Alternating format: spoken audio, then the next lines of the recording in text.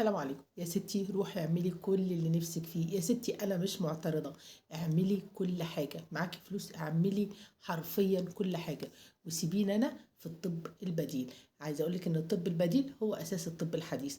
انا بحب الستات الرايقه، بحب الصوت الواطي، بحب الناس الجميله جمال طبيعي، ما بحبش الحاجه الفيك. ما بعرفش اقعد ولا اتكلم مع حد لو هو عامل اي حاجه غصب عني، عيني بتروح على الحاجه اللي هو عاملها، فبضطر احرجه واحرج نفسي. طب وليه انا ليه اعمل في نفسي كده؟ انا بحب الحاجات الطبيعيه وبحب الناس الطبيعيه. خليكي معايا، يعني انا ممكن اجيب ميه الورد القمر دي واحط زيت خروع وابقى ملبن. برضو ممكن اجيب ميه الورد دي واحط زيت جزر وابقى قمرين. ممكن اجيب ميه الورد دي واحط زيت جوجوبا وابقى ست القمرات.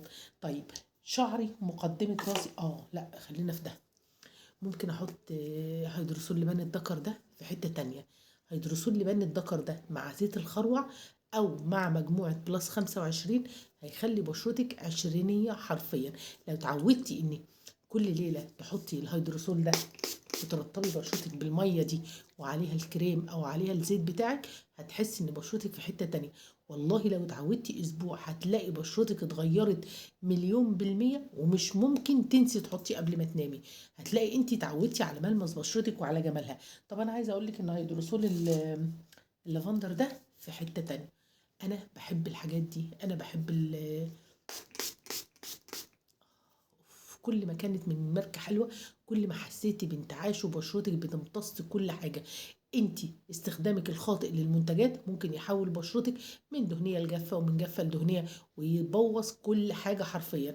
لو عرفتي نوع بشرتك واشتغلتي عليها هتبقي احلى حاجه. طب عايزه اقول لك ان هيدروسول الروزماري ده هيخلي شعرك في حتة تانية.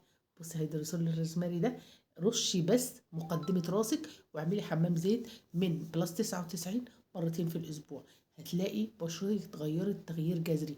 انا مش جايبالك حاجات بمبالغ وبارقام زي ما انت بتقعدي تحطي الجنيه على الجنيه عشان تروحي تجيبي علبه السيرم الترند اللي كل اصحابك جايبينها وفي الاخر تطلع بلح.